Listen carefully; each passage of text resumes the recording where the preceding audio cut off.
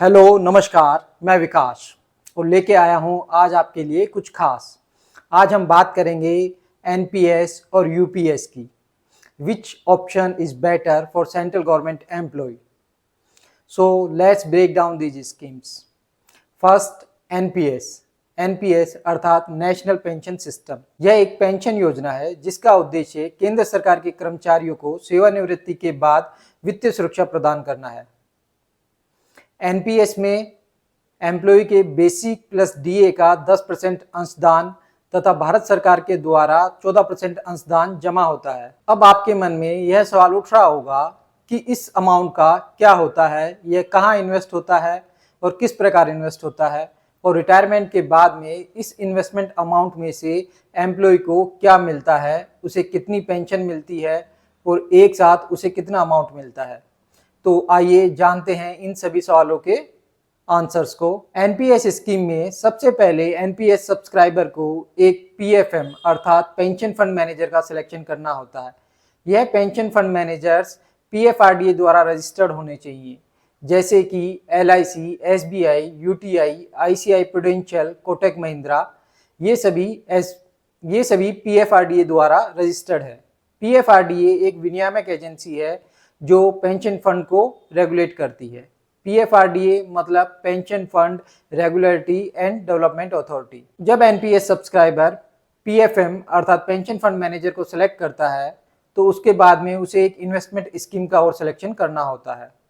यदि कोई NPS subscriber किसी पीएफएम को सिलेक्ट नहीं करता है और किसी स्कीम को सिलेक्ट नहीं करता है तो उसकी डिफ़ॉल्ट स्कीम के तहत इन्वेस्टमेंट होगा। इस डिफ़ॉल्ट स्कीम में एलआईसी, एसबीआई और यूटीआई के द्वारा इन्वेस्टमेंट होता है। So after selection of PFM, NPS subscriber को इन्वेस्टमेंट के लिए दो ऑप्शन मिलते हैं।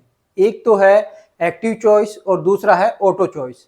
एक्टिव चॉइस में सब्सक्राइबर को अपना असेट्स क्लास खुद सेलेक्ट करना होता है। असेट्स क्लास में आप equity, corporate bonds, government bonds और अल्टरनेटिव इन्वेस्टमेंट फंड्स में इन्वेस्ट कर सकते हैं।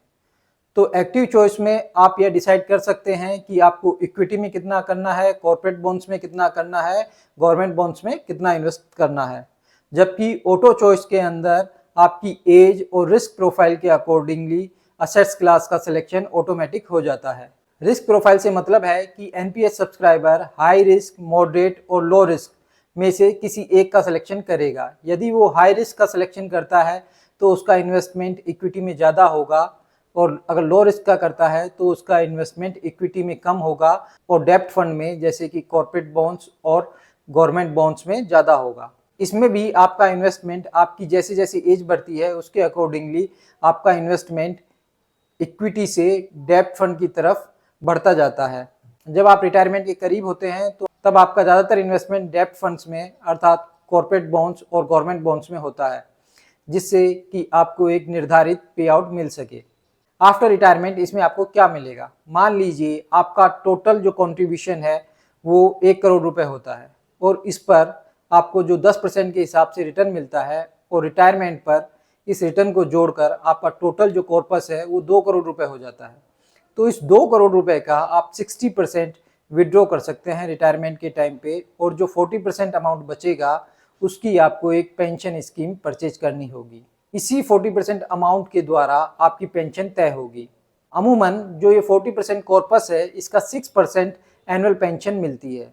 जैसे कि इस केस में 2 करोड़ का 40% लगभग 80 लाख रुपए की आप पेंशन स्कीम परचेज करेंगे और इस 80 लाख का 6% लगभग 4,80,000 रुपीज़ आपको एनुअल पेंशन मिलेगी।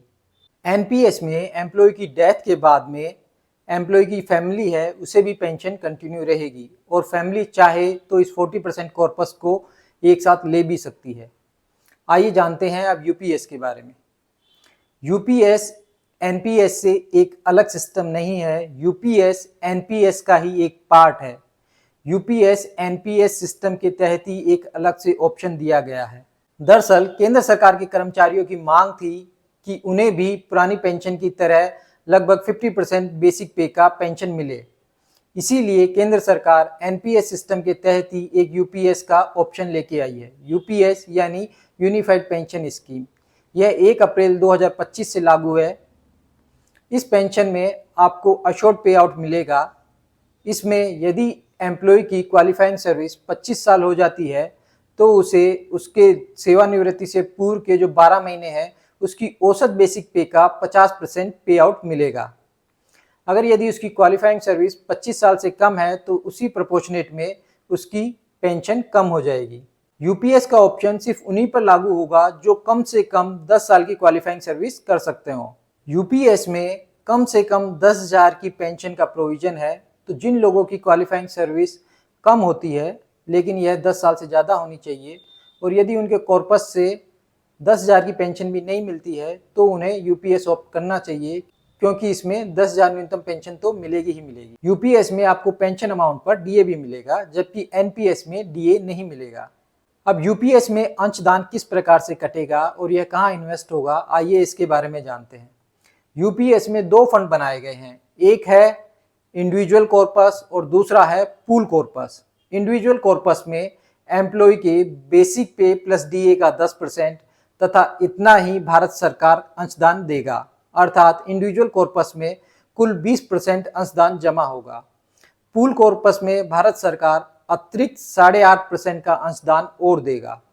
जो इंडिविजुअल कॉर्पस है इसे यूपीएस सब्सक्राइबर खुद सेलेक्ट कर सकता है कि उसे कहाँ इन्वेस्ट करना है, किस असेट क्लास में कितना इन्वेस्ट करना है, जबकि पूल कॉर्पस में यह डिसीजन पूर्णतः भारत सरकार लेगी। यूपीएस में जो आपका इंडिविजुअल कॉर्पस है इसका रिटायरमेंट के समय बेंचमार्क कॉर्पस वैल्यू से कंपैरिजन होगा।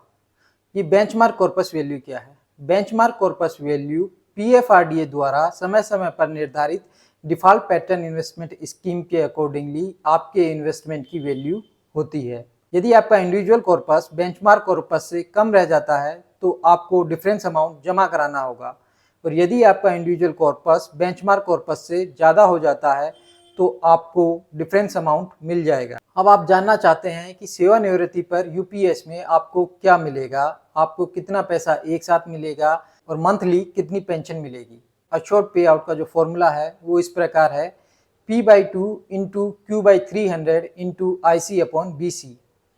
यहाँ IC इंडिविजुअल कॉर्पस है, BC बेंचमार्क कॉर्पस है, Q नंबर ऑफ मंथ्स है जिनमें आपका कंट्रीब्यूशन कटा है, और P आपके सेवानिवृत्ति से पूर्व के 12 महीनों की औसत बेसिक पे है।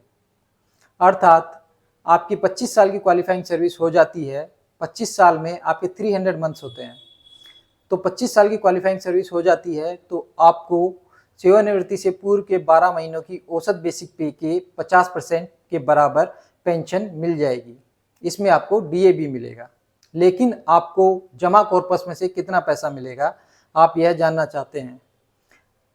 इसमें आप अपने इंडिविजुअल कॉर्पस का 60% विड्रॉ कर सकते हैं। लेकिन मैं आपको बता दूं, आप इंडिविजुअल कॉर्पस में से जितना भी विड्रॉ करेंगे उसी के अकॉर्डिंगली आपकी पेंशन कम हो जाएगी, क्योंकि इस फॉर्मूले में IC अपॉन BC है। तो जितना आपका IC कम होगा, इंडिविजुअल कॉर्पस कम होगा, उतनी ही आपकी पेंशन कम हो जाएगी। तो इसमें विड्रॉ करने का कोई फ़ायदा नहीं होगा। इसके अतिरिक्त यूपीएस में एक लमसम अमाउंट और मिलेगा। यह लमसम अमाउंट आपके सेवानिवृत्ति पर बेसिक पे के 10% इंटू जो आपकी क्वालिफाइंग सर्विस होगी उसको 2 से मल्टीप्लाई करने पर जितना आएगा उससे मल्टीप्लाई कर देंगे।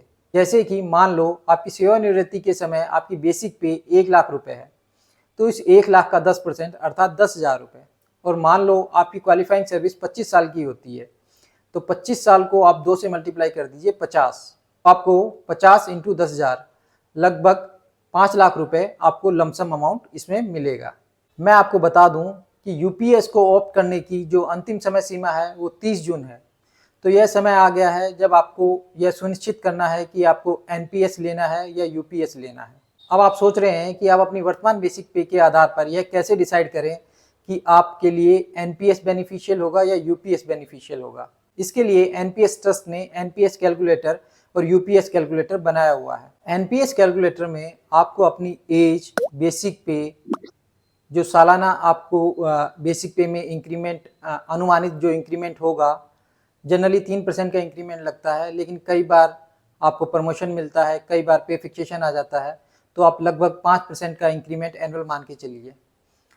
एस्टिमेटेड डीए ग्रोथ, तो एस्टिमेटेड डीए ग्रोथ आप लगभग 4% मान के चलिए। इसके साथ ही आप अपने एनपीएस अकाउंट को चेक करके आप अपना एग्जिस्टिंग एनपीएस कॉर्पस उसमें डाल दीजिए।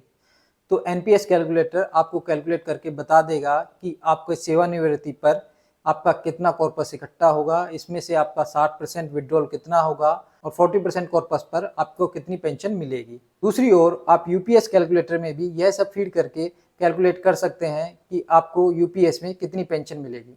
एनपीएस ट्रस्ट से कैलकुलेट करने के अलावा आप यह कैलकुलेशन एक्सेल शीट पर भी करके देख सकते हैं। मैंने उदाहरण के तौर पर एक कैलकुलेशन एक्सेल शीट पर की है जिसका लिंक डिस्क्रिप्शन में दिया हुआ है। आप उस एक्सेल शीट को डाउनलोड करके आप अपनी पेंशन कैलकुलेट कर सकते हैं यदि आपको एक्सेल के थोड़े बहुत फॉर्मूले आते हैं। इसमें मैंने मंथली पेंशन और डीए के हिसाब से मंथ वाइज कैलकुलेशन की हुई है। आप अपने डीए, बेसिक पेंशन और अपनी एज को चेंज करके आप भी अपनी पेंशन को कैलकुलेट कर सकते हैं। अब आते हैं इस वीडियो के लास्ट पार्ट पर, दैट इज कंक्लूजन।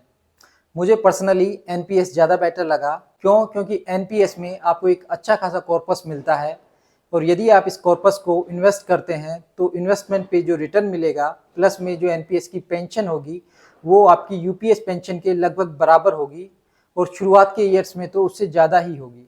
हालांकि कुछ समय बाद में यूपीएस में पेंशन ज़्यादा हो जाएगी क्योंकि इसमें डीए भी चेंज होता रहेगा और डीए बढ़ता रहेगा, तो कुछ समय बाद में यूपीएस में पेंशन ज़्यादा होगी।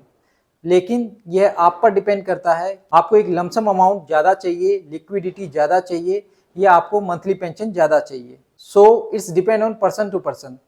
तो आप अपना डिसीजंस खुद लीजिए कि आपको अपना रिटायरमेंट किस तरीके से प्लान करना है। That is all for today's videos, and if you found this information helpful, please like, share and subscribe for more updates. Take care and plan wisely for your future.